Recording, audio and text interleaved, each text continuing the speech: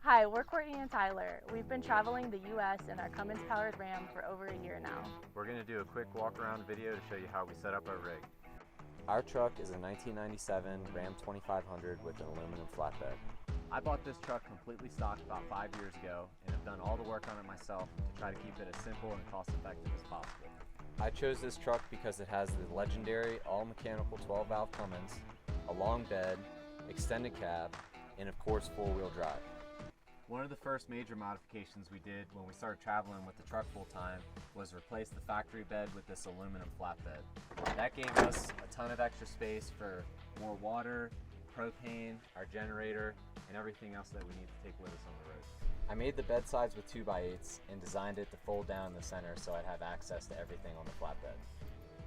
We use these wood bed sides all the time as a counter or workbench, and they've really made the flatbed even more versatile for us.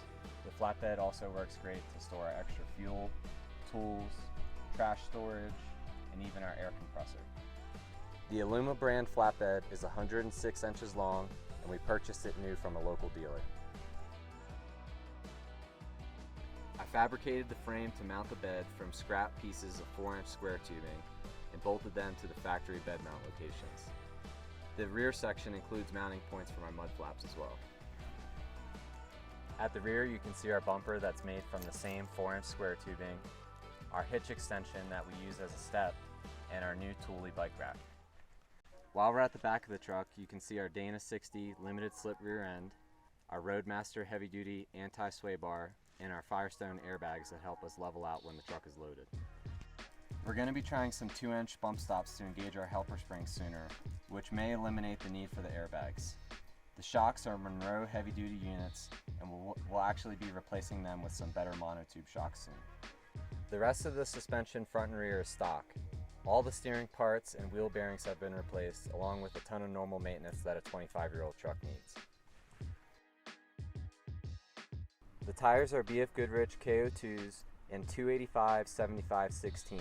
We really like how quiet they are on the highway, and they work well with our stock 354 gears. The roof rack was also made from scrap steel and was designed to bolt directly to the cab and be as low profile as possible. It holds our recovery tracks and our solar panels when we're not using them. I also wanted to make more use of the rack with a LED light bar and floodlights on the side. We've made some changes to the inside of the cab as well.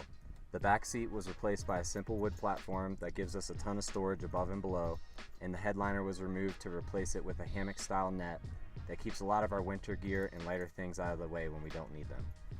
This switch panel controls the relays for all of our accessories like our lights and this 500-watt inverter that we've hardwired into the truck. It also gives us a digital voltage meter and 2 more USB ports. Autometer gauges help monitor our vitals.